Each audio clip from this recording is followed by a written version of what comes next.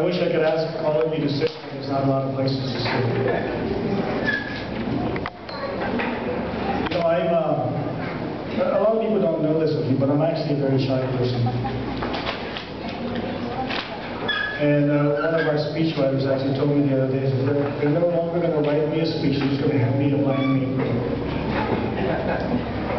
But Governor, I just want you to know that I want to thank you personally for taking me along for the ride, for having the confidence in asking me to lead our people, you, and especially for the quiet moments that we've shared together. So you guys, despite all the hustle and bustle and all the limelight that the governor is in, he personally takes time to pull me aside in very quiet times in our office. We'll sit and we'll share real things. We share Bible verses.